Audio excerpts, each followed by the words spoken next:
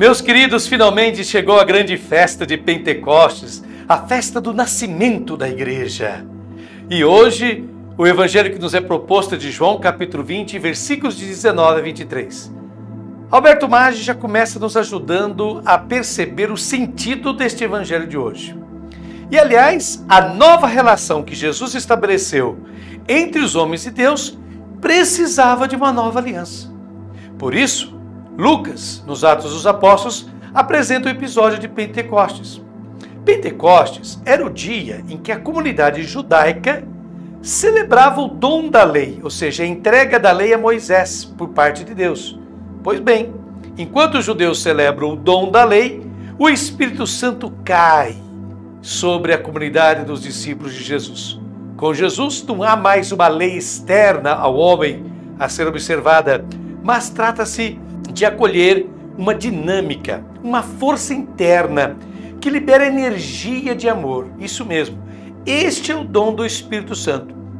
Essa força, essa energia de amor que é liberada aos seres humanos por Deus. Os outros evangelistas também têm seu Pentecostes, embora narrado de forma diferente. Por exemplo, João tem um pequenino Pentecostes no momento da morte de Jesus, quando ele entregou seu Espírito. E depois, na passagem que examinamos agora, capítulo 20, versículos de 19 a 23. Então, queridos irmãos e irmãs, comecemos a mergulhar neste evangelho de Pentecostes. Vamos pegar a primeira parte do versículo 19 do capítulo 20 de João, que diz assim: Ao entardecer daquele dia, o primeiro da semana, os discípulos estavam reunidos com as portas trancadas por medo dos judeus. Ora, o mandato de prisão não era apenas para Jesus. O Sinédrio não considerava perigoso apenas Jesus, mas a sua doutrina também. Aquilo que ele ensinava é que era perigoso. Por isso, quando Jesus se encontra diante do sumo sacerdote, não lhe pergunta nada sobre ele, mas o sumo sacerdote quer saber sobre duas outras coisas: os seus discípulos e a sua doutrina, o que ele ensina. Então, por medo de ter o mesmo destino de Jesus, seus discípulos se fecharam, nesta sala lá em Jerusalém. Prosseguindo, a segunda parte agora do versículo 19, capítulo 20, diz assim: Jesus entrou e pôs-se no meio deles. Esta indicação que o evangelista nos dá é importante. Quando Jesus ressuscitado se manifesta aos seus discípulos, vocês podem perceber, ele sempre se coloca no meio dos seus discípulos. Jesus não se coloca à frente, acima, mas sempre no meio. Isso significa que todos ao seu redor, todos têm exatamente a mesma relação com ele. Não há ninguém mais, ninguém menos, ninguém antes ou depois dos outros. Jesus não coloca hierarquias entre seus discípulos. Ninguém é maior do que ninguém, por isso ele está sempre ao meio, acessível a todos. Todos têm igual acesso a Jesus. E assim permanece até hoje. Em João capítulo 20, agora 19c, ou seja, a terceira parte do versículo 19, diz assim: Disse Jesus: a paz esteja convosco. Essas palavras de Jesus não são um desejo. Jesus não diz a paz esteja convosco, como aparece aqui na tradução bíblica da CNBB. Mas ele diz paz a vós, ou seja, é um dom que ele está dando. A paz, sabemos que é o termo que é a tradução do termo hebraico shalom, e indica tudo que contribui para a felicidade dos seres humanos. Tudo que contribui para a felicidade humana é dito paz pelos judeus. Prossigamos. No versículo 20 do capítulo 20, João diz o seguinte: Dito isso, quer dizer, desejado a paz, dado a paz aos seus discípulos, dado o dom da paz, mostrou-lhes as mãos e o lado. Os discípulos então se alegraram por ver o Senhor. Mas então Jesus mostra a razão deste dom. Dito isso, portanto, depois de ter dito paz, mostrou-lhes as mãos e o lado. As mãos e o lado trazem os sinais da paixão. Foi Jesus quem, no momento da sua captura, no Getsemane, disse: Se é a mim que procurais, deixai estes irem. Ele é o pastor que dá a vida pelas suas ovelhas. Isso não num episódio isolado, mas sempre, sempre. Jesus na comunidade é quem defende os seus. A essa altura, os discípulos, que o evangelista havia descrito com medo dos judeus, lembro que para judeus no Evangelho de João, nunca nos referimos ao povo judeu, mas sempre às autoridades, aos líderes religiosos que são chamados de judeus pelo evangelista João. Ora, os discípulos passam do medo à alegria ao ver o Senhor. A presença de Jesus traz alegria, traz paz, segurança. O versículo 21 do capítulo 20 de João nos diz o seguinte: Jesus disse de novo: a paz esteja convosco. Como o Pai me enviou, eu também vos envio. Novamente, Jesus repete este dom de paz. O termo paz neste capítulo, aliás, será repetido 3 vezes. Mas, desta vez, este dom de paz é um envio para compartilhá-lo. De fato, Jesus acrescenta: como o Pai me enviou. O Pai enviou Jesus para manifestar visivelmente o seu amor. E o que é o amor de Deus? É um amor generoso, que se põe ao serviço dos outros, manifestado por Jesus no episódio do lava-pés. E Jesus diz: como o Pai me enviou, eu também vos envio. Ora, a tarefa dos crentes, daqueles que creem em Jesus, a tarefa da comunidade cristã não é propor, ou pior ainda, impor doutrinas, mas comunicar amor. Essa é a nossa tarefa. Nós somos comunicadores de amor. Como o Pai enviou o Filho para manifestar o seu amor, a comunidade deve ser testemunha visível de um amor generoso que se põe a serviço de todos. Prosseguindo, no versículo 22, capítulo 20, lemos: dito isso, soprou sobre eles e falou: recebei o Espírito Santo. Ora, antes, essa expressão, dito isso, se referia ao dom da paz, justificado pelos sinais de sua paixão nas mãos e no lado. Agora, essa expressão, dito isso, se refere ao segundo dom da paz e é acompanhado de soprou. Por que Jesus usa esse verbo soprar aqui? Ora, o evangelista o retira do livro do Gênesis, no episódio da criação, quando Deus, o Criador, soprou nas narinas do primeiro homem e o fez um ser vivente, lhe deu vida. E Jesus diz: recebei Espírito Santo. Exatamente, Espírito Santo, sem um artigo. Jesus havia dito que ele dá o Espírito sem medida. O dom do Espírito é total. Depende da pessoa, o quanto pode aceitar ou não. Mas em todo caso, é o dom em plenitude, o dom do Espírito, a força divina, que se chama santo, não só por sua qualidade, mas pela sua atividade.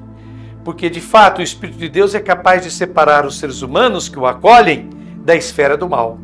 Ele retira os seres humanos da esfera e do domínio do mal. Por isso que ele é santo, porque ele separa, ele retira os homens do meio da maldade.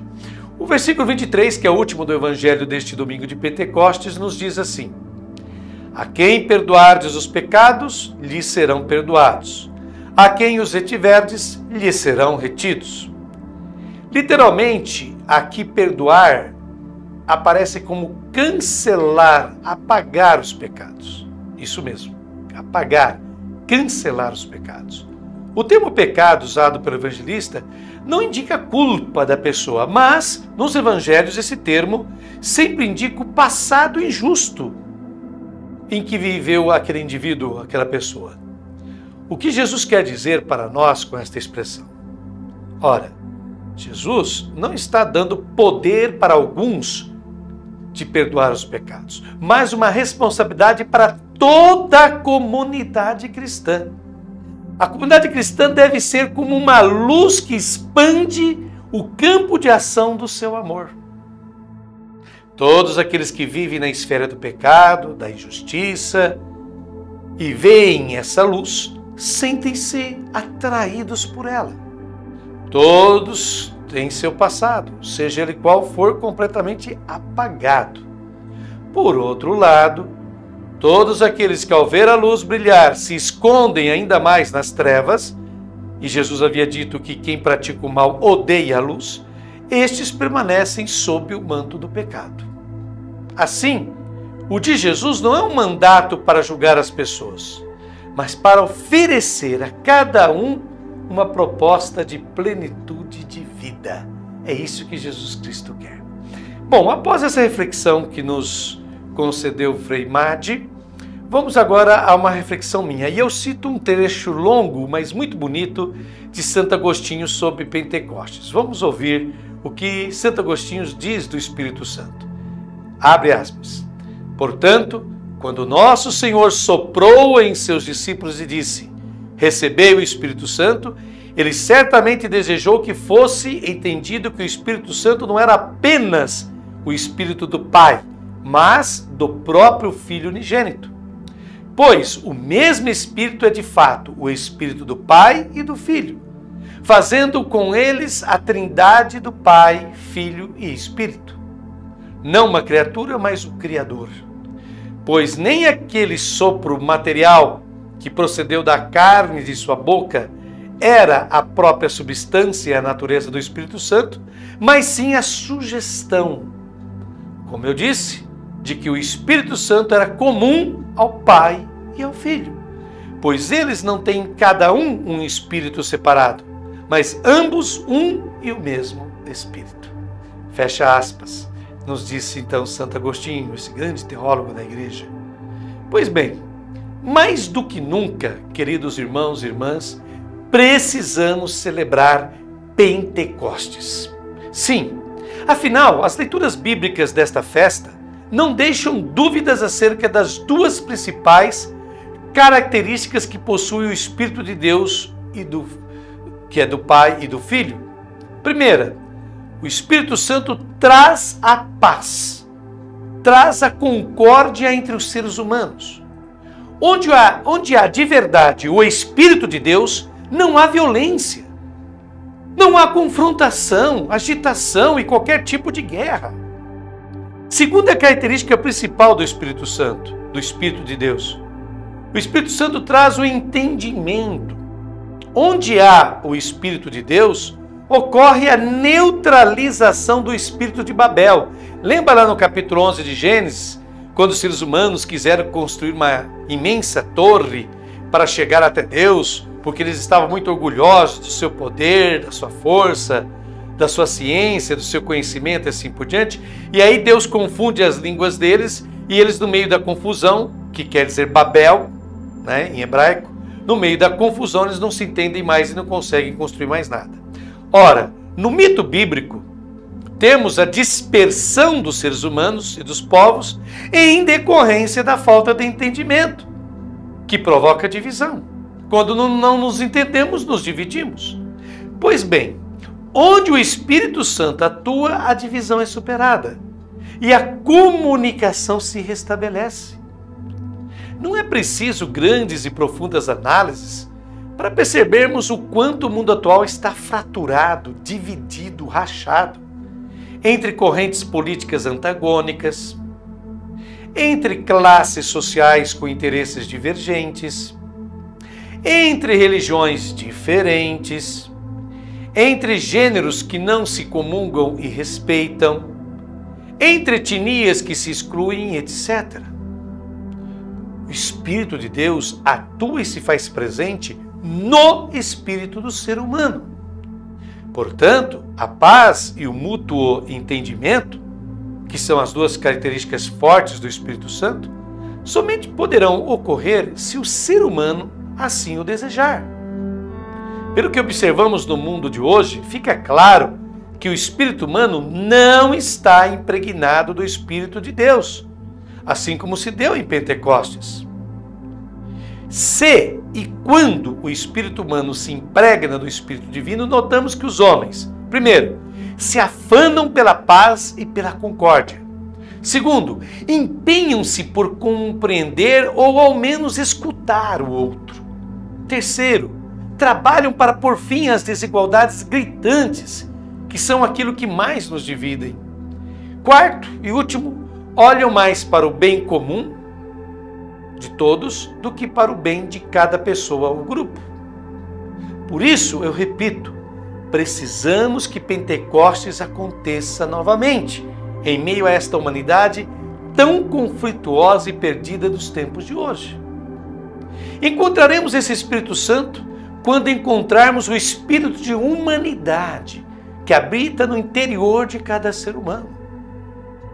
Vem, Espírito Santo, vem fazer sua morada no meio da humanidade, que tanto está sedenta de amor, misericórdia, paz e perdão. E agora eu convido você, querida amiga, querido amigo, a acompanhar esta linda oração que vem recolher aquilo que o Santo Evangelho nos trouxe de riqueza neste domingo de Pentecostes. Você vai poder acompanhar, pois a letra aparecerá aí diante de seus olhos. Espírito Santo, deixe-me falar contigo mais uma vez. É-me difícil separar-me do encontro com esta palavra, porque nela estás presente, vives e atuas. Apresento a ti, à tua intimidade, ao teu amor, o meu rosto de discípulo. Eu me espelho em ti, Espírito Santo. Confio a ti, dedo da mão direita do Pai, minhas feições, meus olhos, meus lábios, meus ouvidos. Realiza a obra de cura, libertação e salvação. Que eu renasça hoje, um homem novo do ventre do teu fogo, do sopro do teu vento. Espírito Santo, eu sei que não nasci para ficar só. Por isso, peço-te, envia-me aos meus irmãos e irmãs, para que eu possa anunciar-lhes a vida que vem de ti. Amém. Aleluia. E a você, querido amigo, querida amiga que nos acompanhou, muito obrigado. Deus abençoe você e sua querida família, que todos tenham uma maravilhosa festa de Pentecostes. E até a próxima semana, sempre aqui, lógico, canal 10 de Fernandópolis.